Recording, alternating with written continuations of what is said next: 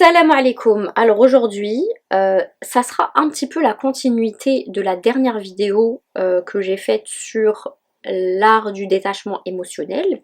Donc si vous n'avez pas regardé la première vidéo ou vous n'avez pas écouté le premier podcast, peu importe, je vous invite vraiment à le faire d'abord parce que là ça va être un peu la continuité. Mais aujourd'hui on va plus parler d'un point de vue neuroscientifique, c'est-à-dire vraiment notre cerveau, comment il fonctionne. Ok, bon après c'est quand même des épisodes qui sont interdépendants, mais voilà. Donc la dernière fois on avait parlé de l'aspect très spirituel, de l'aspect psychologique. Je vous avais aussi partagé mes propres combats, mes propres problèmes, mes propres challenges. Et donc voilà. Alors, disclaimer. Je rappelle que tout ce que je vous dis, tout ce que je vous partage, toutes les choses qui sortent de ma bouche, c'est des choses que moi-même j'ai commencé il y a quelques années à apprendre, à découvrir et à appliquer dans ma vie. À un moment donné, j'étais beaucoup dans la théorie, c'est-à-dire je lisais, j'apprenais, mais j'avais encore du mal à passer à l'action. Et à un moment donné, alhamdoulilah, j'ai commencé à passer à l'action, et depuis que j'ai passé à l'action et vraiment j'ai appliqué toutes les choses dont je vous parle tout le temps, que ce soit ici sur YouTube, en podcast, sur TikTok, sur Instagram, etc. ou même en privé pour les personnes qui me posent des questions. Vraiment, dites-vous que c'est des choses que j'ai appliquées, je continue à appliquer dans ma vie. Je ne suis ni neuroscientifique, ni imam, ni psychiatre, ni psychologue, ni rien, mais je suis une personne qui cherche à comprendre. Je suis une personne passionnée par la compréhension de soi, par la compréhension du monde, et je considère, en tout cas c'est mon humble avis, que ça passe premièrement évidemment par la religion, ça c'est incroyablement vrai, mais aussi par tout ce qui est psychologie, par les neurosciences, parce que elles étudient vraiment le fonctionnement de notre cerveau, et forcément tout vient de notre pensée, tout vient de notre cerveau, et donc je trouve que le combo de toutes ces choses-là, c'est vraiment un cocktail Molotov incroyable pour nous aider à changer. Et donc vu que moi je suis une personne lambda, j'ai rien de plus que vous, j'ai rien de plus que qui que ce soit, si entre guillemets je réussis à comprendre ces choses-là, c'est que n'importe qui peut les comprendre. Ne vous dites pas que la religion c'est uniquement dédié aux imams, aux savants, que les neurosciences c'est juste pour les scientifiques, que la psychologie c'est juste pour les psychologues. Non. Moi je suis quelqu'un, je vous ai dit je suis quelqu'un de passionné, mais je suis quelqu'un d'obsessionnel. Obsessionnel. Quand je veux quelque chose, quand je m'intéresse à quelque chose, je lâche pas l'affaire, comme un chien enragé. Et je pense que c'est ça aussi qui m'aide. Parfois c'est pas bien, je suis tout à fait d'accord avec vous parce que des fois j'obsède sur des choses inutiles, mais parfois c'est bien aussi parce que je considère que cette obsession là, parfois elle est saine et donc elle m'aide à bien comprendre les choses. Et donc je vais vous donner un exemple. Par exemple, vous voyez les gens, généralement les gens ils apprennent à faire de la cuisine, d'accord? Est-ce que vous avez besoin d'être chef cuistot étoilé, du guide Michelin, de je sais pas quoi, pour vous permettre de faire un plat et pour que les gens l'apprécient? Absolument pas. Vous pouvez apprendre par votre mère, par votre grand-mère, sur YouTube, d'apprendre tout seul, en autodidacte, et que votre résultat soit incroyable, digne d'un chef étoilé. Et donc dites-vous que pour ces choses-là, de la compréhension de soi, c'est la même chose. D'accord? Donc vous pouvez bien apprendre à vous comprendre, à comprendre la psychologie humaine, à comprendre comment Allah nous a créés, etc. Et vous pouvez appliquer ces choses-là à vous-même. Évidemment, pour certaines choses, il faut faire appel à des savants, à des imams. Je dis pas l'inverse, c'est normal. Pour certaines choses, il faut faire appel à des psychologues, à des psychiatres, à des médecins, etc. etc. Évidemment, attention, hein, je suis pas en train de vous dire que ces personnes-là ne servent à rien ou quoi que ce soit. Mais dans des choses de la vie quotidienne, on peut très bien apprendre à se comprendre, à se connaître à travers la psychologie, la religion, les neurosciences, etc. etc. sans pour autant être diplômé de l'école d'Harvard ou de je sais pas quoi. Ok, donc ça c'est un disclaimer. Et pour vous dire aussi que si plein de personnes arrivent à le comprendre et plein de personnes arrivent à le faire dans leur vie, le pratiquer dans leur vie, c'est que vous aussi vous pouvez le faire. Et donc c'est vraiment un message d'espoir et d'encouragement. Vous savez que mon objectif premier, c'est vraiment de vous encourager à atteindre vos objectifs, quels qu'ils soient. Hein. Vraiment, chacun voit la réussite par ses propres lentilles, par ses propres filtres, d'accord.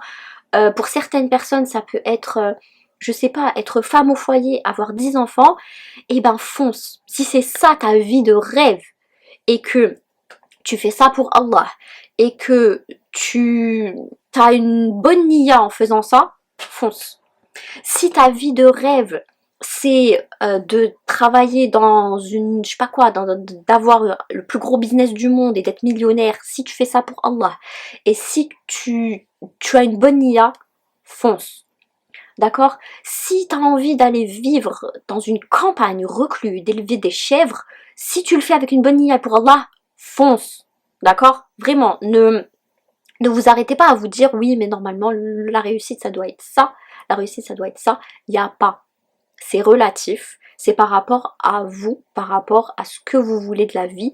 Mais encore une fois, tant que vous le faites avec une bonne niya et vous le faites pour Allah Azzawajal, et tout ce qu'on pourra vous dire, tout ce qu'on pourra vous inculquer dans votre tête, n'écoutez pas.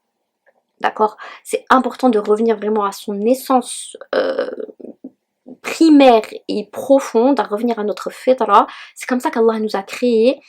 Et n'oublions pas que nous sommes là pour l'adorer. C'est ça notre but sur terre, c'est d'adorer Allah. Et donc chaque personne adore Allah d'une façon différente. Évidemment, on a tous des choses communes, c'est-à-dire faire la prière, enfin tous les actes religieux et tout ça, évidemment ils sont tous communs.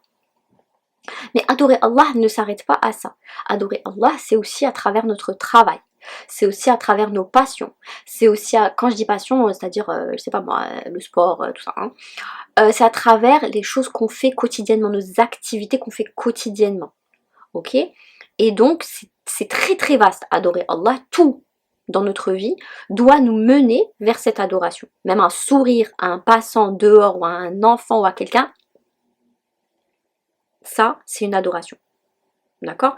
Donc vraiment, réfléchissez large et dites-vous que nous sommes ici pour ça. C'est ça notre but ultime. Et donc on peut le faire de différentes manières et même à travers notre travail, nos activités, tout dans notre vie. Et donc, si vous savez que quelque chose vous le faites avec une bonne niya pour Allah, foncez et vous en avez rien à faire de tout ce qu'on pourra vous dire, blablabla, blablabla, on s'en fiche, ok? Alors, et donc aujourd'hui, on va parler d'un thème qui peut vraiment transformer votre vie, d'accord? Donc je vous ai dit que ça va être bien porté sur les neurosciences, d'accord? Je suis pas neuroscientifique, par contre, je suis des formations, d'accord? J'apprends pas juste, enfin j'invente pas les choses, ok? Je m'intéresse beaucoup aux travaux du docteur Joe Dispenza, donc j'ai lu ses livres, je regarde énormément son contenu, ses vidéos, etc. Et aussi, je fais une formation de neurosciences, c'est une petite formation vraiment que j'ai payé 50 balles, c'est les bases de la neuroscience, mais au moins j'ai des notions et je comprends le fonctionnement de notre cerveau à travers ça, ok?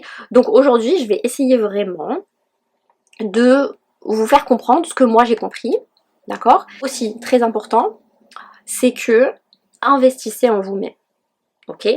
Les choses, parfois, ne sont pas que gratuites. Si vous saviez, je vous promets, hein, et j'exagère même pas, les milliers d'euros que j'ai investis en ma personne, en formation, en livres, en voyage. Mais des voyages, c'est pas des vacances, c'est-à-dire un voyage où je pars avec l'idée de me mettre dans une situation inconfortable, par exemple de voyager toute seule à l'autre bout du monde. Je me mets dans cette situation inconfortable pour sortir de ma zone de confort, pour apprendre à me connaître, pour apprendre des choses, pour faire, voilà, pour vraiment apprendre, d'accord? L'important, c'est très important d'apprendre. Vraiment, moi j'ai une soif d'apprendre. Si vous saviez toutes les choses que j'ai envie d'apprendre, j'ai pas de place dans mon cerveau pour ça, malheureusement. Mais vraiment essayez d'apprendre un maximum de choses, mais de choses utiles. Et dites-vous que c'est grave possible. Essayez de ne pas remplir votre cerveau de choses futiles. Et vous savez que dans notre cerveau, il y a ce qu'on appelle le système d'activation réticulaire. C'est un peu une sorte d'algorithme dans notre cerveau qui filtre nos informations. Parce qu'on reçoit des milliers et des milliers d'informations par jour. Et donc forcément, on ne peut pas tout capter. Et donc notre système d'activation réticulaire, donc SAR, il filtre les informations importantes pour nous. Et donc, à partir du moment où on commence à se focaliser sur certaines choses, je sais pas si vous avez remarqué, par exemple, si vous partez du principe que, allez, je décide d'acheter une voiture. Telle marque de voiture, par exemple, je veux acheter une Mercedes. Et ben, autour de vous, vous allez commencer juste à voir des Mercedes partout. Ça, c'est parce que ce n'est pas qu'il y a plus de Mercedes à partir du moment où vous avez décidé d'acheter une Mercedes, c'est juste que votre cerveau, donc votre système d'activation réticulaire, il filtre tout le reste et il vous met en avant les Mercedes. Et donc vous avez l'impression de voir des Mercedes partout, mais au final, c'est juste parce que c'est comme si c'était un algorithme. Vous voyez par exemple sur TikTok ou sur Instagram, plus vous allez regarder un certain type de contenu, et plus l'algorithme va vous proposer la même chose. Ça ne veut pas dire qu'il n'y a que ça sur la plateforme. On est d'accord, si par exemple vous adorez la cuisine ou vous adorez, je sais pas moi, les voyages, et ben vous allez tomber que sur du voyage, mais il n'y a pas que ça. Il y a plein d'autres contenus. Il y a des contenus des chats, des chiens, des enfants, de la cuisine, du football, etc., etc. Mais vous, ça tombe pas chez vous parce que ça vous intéresse pas. Moi par exemple, le foot m'intéresse pas, je vois jamais d'images de foot. Mais ça existe. Et il y a des personnes, ils ont que ça dans leur algorithme. Et donc, le système d'activation réticulaire, c'est vraiment ce filtre-là. Et donc, plus vous allez vous focaliser sur quelque chose, plus vous allez mettre en avant quelque chose dans votre vie. C'est pour ça que je vous dis, mettez en avant des choses vraiment utiles et non pas futiles pour que votre cerveau commence à s'intéresser aux choses utiles. Et plus il va s'intéresser aux choses utiles et plus il va mettre en avant dans la vie des choses utiles, et plus vous allez transformer votre vie parce que vous allez vous focaliser sur des choses bien. Bref, donc aujourd'hui, on parle du changement et du pouvoir de notre pensée. Donc le titre que j'ai mis, que ces pensées ne sont pas les vôtres, c'est que vraiment, ces pensées ne sont pas les nôtres. Toutes les pensées qu'on a, beaucoup de pensées qu'on a dans notre tête, elles ne viennent pas de nous, elles ne viennent pas de notre fitra, elles ne viennent pas du profond, de l'essence profonde de nous-mêmes. Elles vont venir de nos parents, elles vont venir de nos institutions, elles vont venir de la société, elles vont venir des réseaux sociaux, etc. etc. Et donc, tout ça va s'accumuler dans notre cerveau, et si on n'arrive pas à faire le tri entre nos véritables pensées à nous et les pensées extérieures qui sont parfois très négatives, parce que, encore une fois, comme je vous disais la semaine dernière, c'est des pensées, par exemple, quelqu'un qui va vous dire quelque chose, mais il va le dire à travers ses peurs, et donc il va vous transmettre ses peurs, et au final, ça va être du coup des pensées qui ne sont pas saines. Et donc ces pensées-là ne vont pas vous aider à atteindre vos objectifs, ne vont pas vous aider à être bien dans votre vie, à vraiment obtenir ce que vous voulez. Et donc comme je vous ai dit, je vais m'appuyer beaucoup sur les travaux du docteur Joe Dispenza, et je vous conseille aussi ses livres. Après je vais vous montrer, ils sont dans ma bibliothèque, mais j'ai la flemme un peu maintenant. Après je vais me lever, je vais vous les montrer. Qui sont vraiment très intéressants, et vous pouvez aussi regarder sur YouTube, il y a plein de vidéos gratuites. Et je vais aussi m'appuyer sur la TCC, qui est la thérapie cognitive comportementale. Je vous en parlais la semaine dernière avec les colonnes de Beck, etc. Donc ça c'est une thérapie, donc comme elle s'appelle, cognitive comportementale, c'est-à-dire en gros, elle part du principe que c'est nos pensées qui créent notre comportement, et donc pour changer notre comportement, il faut d'abord changer nos pensées. En gros. Et aussi des découvertes de l'épigénétique et la neuroplasticité, donc tout ça, ça a à voir avec les neurosciences. Et donc, on va prendre une image, d'accord? Imaginez notre cerveau comme un gros ordinateur, ok? Dans lequel il y a des logiciels qui ont été installés depuis qu'on l'a acheté. Et donc, depuis qu'on l'a acheté, c'est-à-dire depuis notre naissance, depuis qu'on l'a.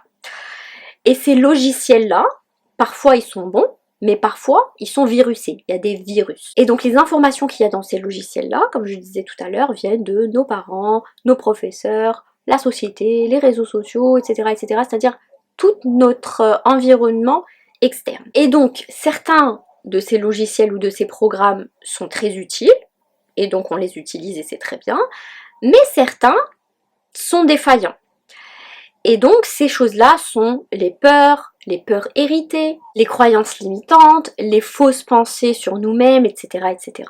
Et donc le problème, c'est que on grandit en croyant que ces logiciels-là, que ces programmes-là, ils sont innés en nous. C'est-à-dire que je suis née avec ces programmes-là, alors que ce sont les autres qui me les ont installés petit à petit au fil de ma vie. Et donc, changer dans notre vie, en fait, ça revient à désinstaller certains logiciels qui ne nous servent pas, qui ont des virus, pour en installer de nouveaux, et donc ça revient à dire de désinstaller des mauvaises pensées pour installer de nouvelles pensées, donc les remplacer par des pensées constructives, positives, fructuantes, qui sont utiles et qui sont alignées avec la personne que nous sommes aujourd'hui. Et donc c'est ce qu'on appelle la neuroplasticité, c'est-à-dire la capacité de notre cerveau à se réinventer, à créer de nouveaux schémas neuronaux, de nouvelles connexions neuronales pour pouvoir changer et pour pouvoir être plus aligné avec ce qu'on est aujourd'hui. Et si on prend une autre image, par exemple, imaginez que ça serait... vous voyez une ville, par exemple, comment elle fonctionne. Alors une ville, il y a des bâtiments, il y a des feux rouges, il y a des routes, il y a des autoroutes, etc.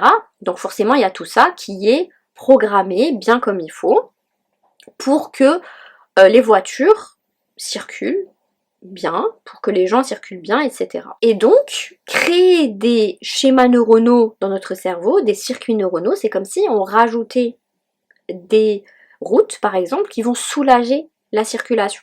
Okay, c'est comme si on rajoutait par exemple une ligne de métro qui va aller d'un point A à un point B, qui va faciliter notre voyage, qui va faciliter vraiment nos déplacements. Et franchement, je vous jure que, même si peut-être vous n'allez pas me croire, mais ce changement-là, il peut se faire du jour au lendemain. Évidemment que les effets palpables, physiques, on pourra pas les voir directement, mais à partir du moment où on prend la décision, en fait, c'est bon, j'en ai marre de vivre en mode victime, j'en ai marre qu'il m'arrive toujours les mêmes choses, j'en ai marre de ceci, j'en ai marre de cela, en fait j'en ai marre d'en avoir marre de ma vie. Et ben, à partir du moment où vous prenez cette décision-là, mais que vous êtes sincère, je vous promets que, à ce moment-là, votre vie change. Même si les résultats physiques, palpables, devant vos yeux, ils vont peut-être prendre 2, 3, 4, 5 ans pour venir. Mais si vous avez cette croyance de vous dire, j'ai pris la décision de changer, ok, par exemple, là je déteste mon taf. Pour avoir une autre position, il faudrait que je fasse une formation de 4 ans.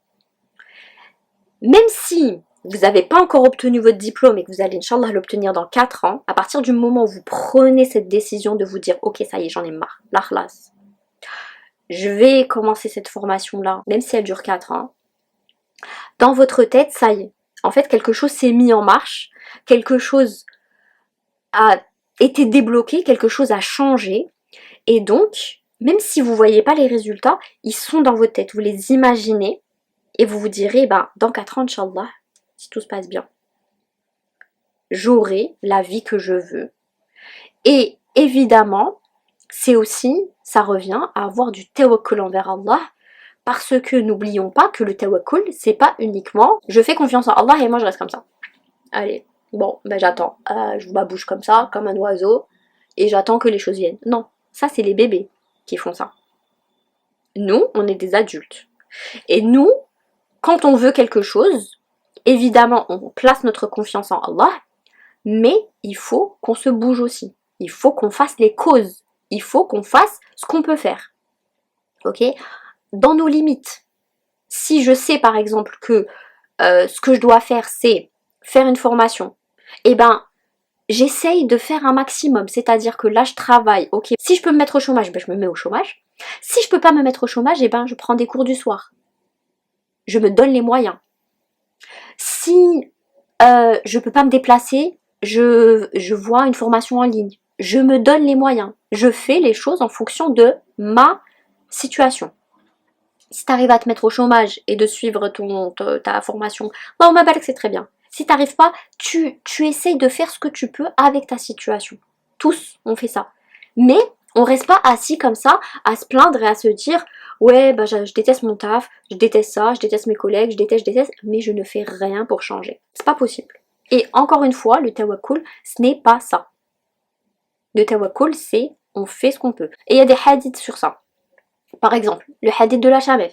Le Rasoul sallallahu alayhi wa sallam, il y avait quelqu'un qui lui avait posé la question, est-ce que quand je vais à la mosquée, est-ce que j'attache ma chamelle ou est-ce que je la laisse comme ça et je fais confiance à Allah? Le Rasoul sallallahu alayhi wa sallam lui a dit aqidha wa tawakkul. C'est-à-dire, tu l'attaches et tu fais confiance à Allah. Toi, tu as fait ce que tu avais à faire. Tu l'as attachée pour pas qu'elle s'envole. Après, si elle part, si quelqu'un la vole, si ceci, c'est cela, toi, tu auras fait ce que tu avais à faire. Et après, c'est entre les mains d'Allah. Et si quelqu'un te l'a volé, c'est que c'était une épreuve qui devait venir sur ta route pour t'apprendre quelque chose. Mais on ne reste pas les mains croisées comme ça, à rien faire. Et aussi, le verset que j'aime beaucoup, que je vous partage très souvent, celui de Surat Ar-Ra'd. Allah nous dit qu'il ne change pas la situation d'un peuple tant que ceux-là n'ont pas changé ce qu'il y a à l'intérieur d'eux. Et ça, c'est vraiment, ça va de pair avec tous les travaux de Joe Dispenza, etc. C'est que tu changes ton intérieur et ton extérieur changera. Et Allah nous le dit, on n'a même pas besoin de tous ces travaux normalement, mais maléch, c'est bien, c'est intéressant quand même de savoir toutes ces choses-là. Mais à partir du moment où tu changes tes ressentis vis-à-vis de quelque chose, à partir du moment où tu as de l'espoir, tu as du tawakkul envers Allah et que tu fais le nécessaire, Allah se chargera de changer ta condition extérieure. Et donc, c'est comme ça, c'est de l'intérieur qu'on enclenche ce processus de changement. Et donc, dans ses travaux, Joe Dispenza insiste sur vraiment, il nous dit que les pensées créent des émotions, qui créent des comportements, qui renforcent les pensées. D'accord? Et donc après, c'est un cercle, soit un cercle vicieux, si c'est des choses négatives, soit un cercle vertueux, si c'est des choses positives. Et donc si on veut changer ce processus-là, il faut intervenir dans ce cercle-là et commencer par changer nos pensées. Et ça rejoint aussi dans la religion quand Allah nous dit dans le hadith Qudsi, c'est-à-dire je me conforme à l'idée que mon serviteur se fait de moi. Et donc, si on pense d'Allah du positif, c'est-à-dire que si on pense qu'il y a des choses positives qui vont nous arriver, que Allah va, parce que c'est Allah qui nous donne, hein, donc voilà, dans les neurosciences, dans les choses comme ça, etc., on met beaucoup l'accent sur nous. Mais en religion, on sait que c'est Allah qui donne tout ça. Et donc, plus je vais avoir une bonne opinion d'Allah, et plus je vais recevoir du bon. Et au contraire, plus je vais avoir une mauvaise opinion d'Allah, et plus, eh ben, je vais renforcer ces idées-là, même si Allah, il va pas me donner du mal, hein, c'est même pas ça, hein, mais je vais renforcer ces idées-là, et donc je vais voir que le mal dans chaque situation, et donc je vais attirer du mal. Là, on va passer au point de vue de la TCC, avec le concept de Jeffrey Young, qui nous dit « Notre cerveau préfère avoir raison qu'être heureux. C'est grave. » C'est vrai, hein, mais c'est grave. C'est-à-dire dans le sens où notre cerveau, il est prêt à maintenir des schémas de pensée de souffrance, tout simplement parce que cela confirme ce qu'il pense et confirme ses pensées. Je vais vous donner un exemple. Si tu crois que tout le monde te déteste, d'accord, toi dans ta tête, c'est une vérité absolue, tout le monde te déteste. Dans chaque situation de ta vie, tu vas interpréter les choses comme si tout le monde te détestait. Si par exemple, ton collègue un jour, il est fatigué, il a des problèmes chez lui, etc., etc., il va mal te parler. Toi, tu vas pas te dire, oui, mais peut-être que voilà, il a des problèmes, je sais pas, le bon soupçon, voilà. Dans la religion, c'est le bon soupçon, avoir le bon soupçon envers quelqu'un. Tu sais pas ce qui se passe dans la vie de quelqu'un, et donc si une personne te parle mal, c'est pas pour toi, c'est pas parce qu'elle te déteste, c'est parce que elle, il y a des choses dans sa vie qui font que, après peut-être qu'elle te déteste, mais encore une fois, si elle te déteste, ça lui appartient. C'est que tu enclenches aussi des choses à l'intérieur d'elle qui font que elle te voit comme une menace, peut-être. Mais ça lui appartient. Et donc, toi, tu vas te dire, eh ben, si elle me parle comme ça veut dire qu'elle me déteste. Et donc, bah, tout le monde me déteste. Et donc, ça va renforcer ton idée de tout le monde me déteste. Et donc, toi-même, tu vas agir comme si tout le monde te détestait. Et donc, tu vas te détester toi-même. Et donc, tu vas rentrer dans un cercle vicieux de penser, tout le monde me déteste. Et bah, alors, je me déteste parce que je suis détestable. Et voilà, et voilà, et voilà, et voilà. Est-ce que c'est sain? Est-ce que c'est bien? Est-ce que c'est vrai? Non, non, non. Et donc, cette personne-là, qui va penser ça, même si c'est faux, et même si parfois elle voit concrètement, on lui prouve que c'est faux, elle va mettre de côté toutes ces preuves-là et plutôt se focaliser sur les faits que tout le monde me déteste. Même si ça la rend malheureuse, et donc c'est pour ça que Jeffrey Young dit que notre cerveau préfère avoir raison plutôt que d'être heureux. Et de là, ça rejoint un autre concept qui est a familiar pain over an unfamiliar joy.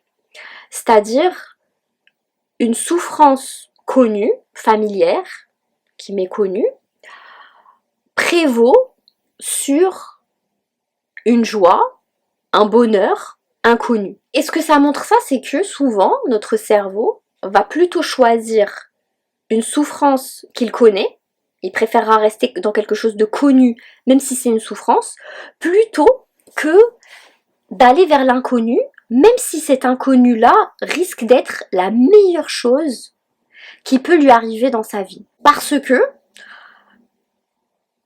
ce qu'on connaît, c'est confortable. Et donc nous, on a peur, en tant qu'humain, très souvent, on a peur de sortir de notre zone de confort, même si notre zone de confort, derrière ça, se cache des choses extraordinaires.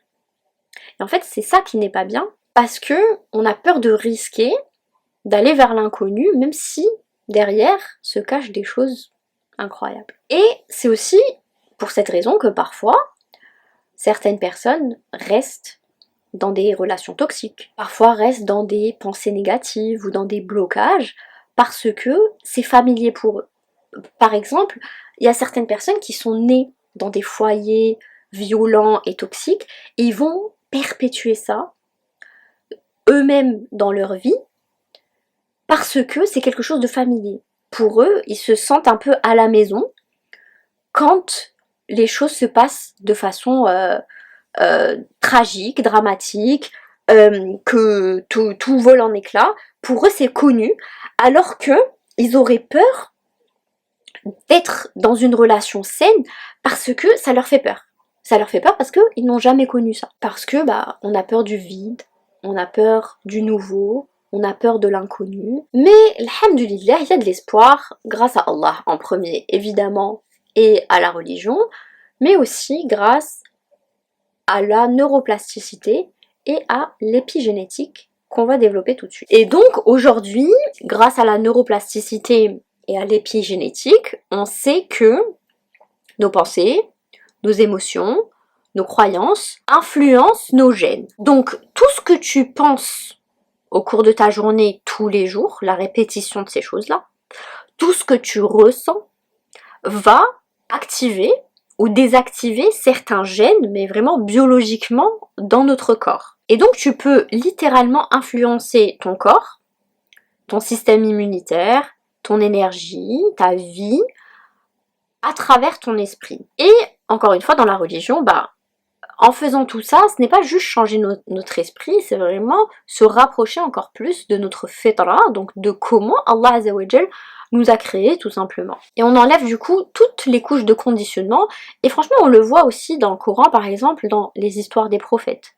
Vous imaginez tous les rappels constants d'Allah au peuple à travers les prophètes pour se purifier intérieurement, pour se renouveler, pour changer, etc. Ça veut dire que si Allah Azza wa Jal a fait ça, c'est-à-dire qu'il a envoyé des prophètes à des peuples pour qu'ils changent, pour qu'ils s'améliorent, c'est que c'est possible. Juste à travers ça, on voit que c'est possible de changer et de s'améliorer, de revenir vers Allah.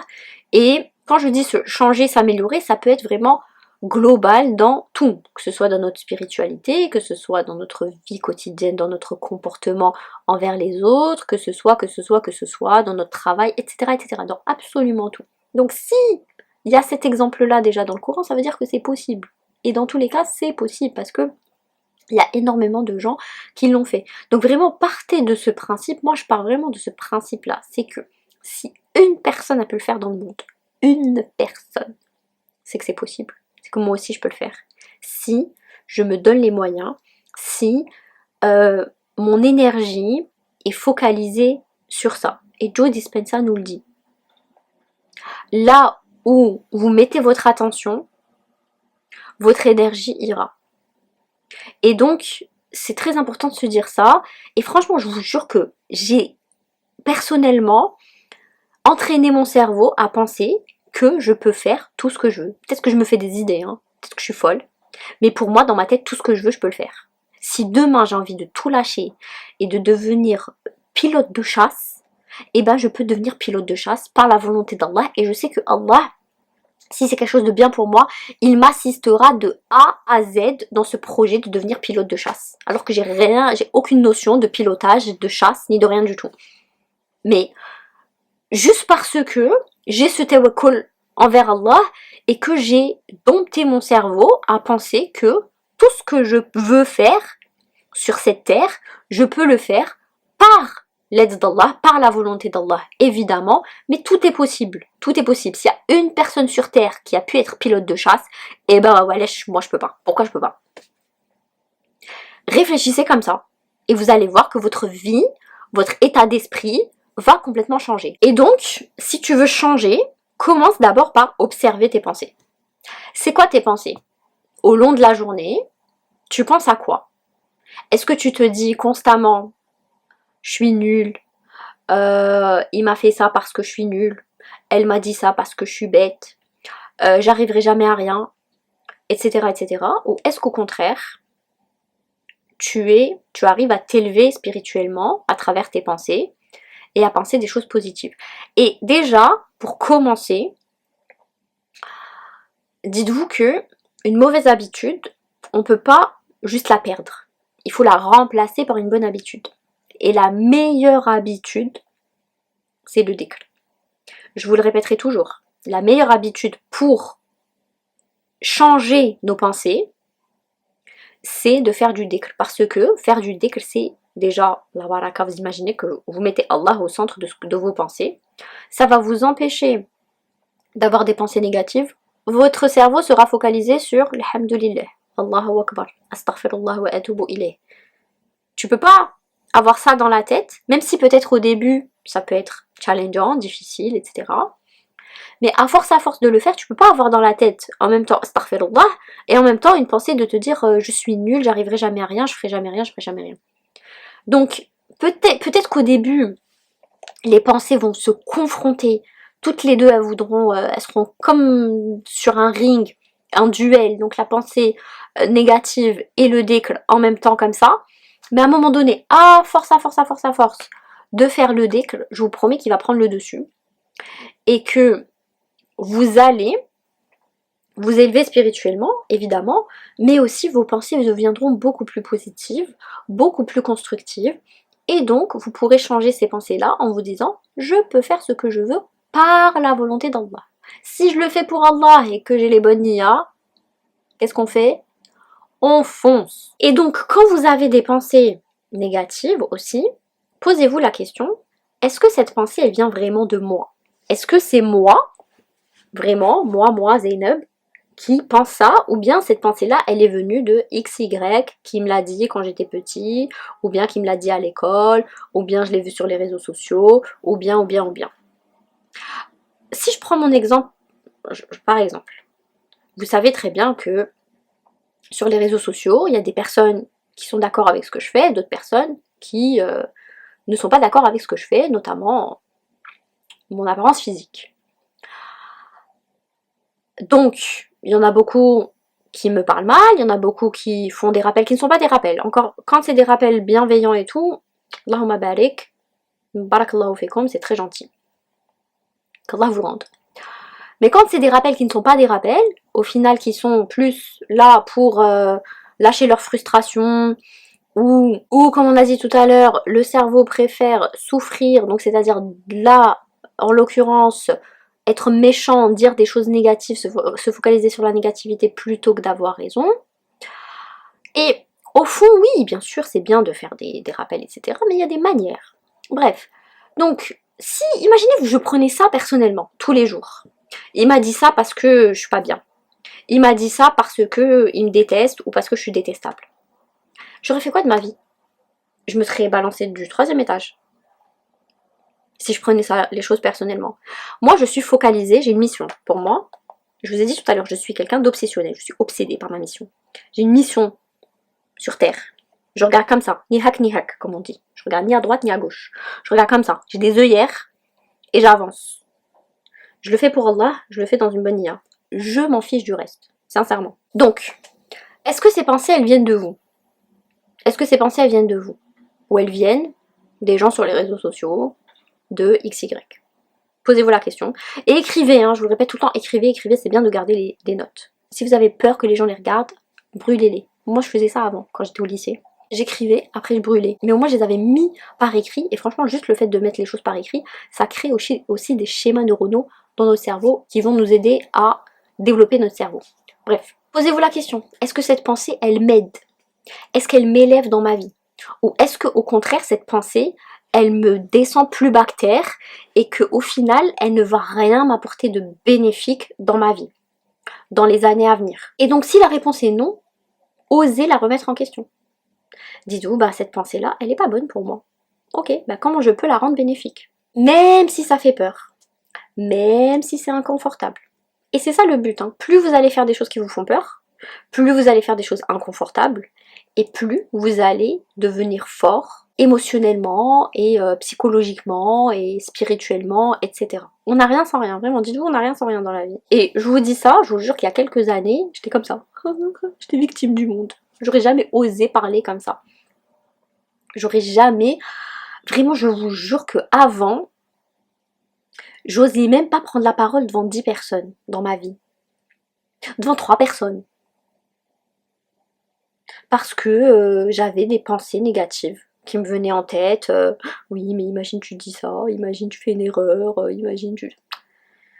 Ah, bref. Donc, posez-vous toutes ces questions-là et dites-vous que vraiment, je vous promets que vous pouvez être co-auteur de votre vie. Parce que évidemment, c'est Allah l'auteur. Mais vu qu'on a cette influence de libre arbitre, on peut changer certaines choses. Et tout commence par la décision. Une décision claire, nette, précise, avec une IA, je mets Allah au centre, tout peut changer. Et ça, vraiment, c'est déjà un miracle. C'est déjà un miracle.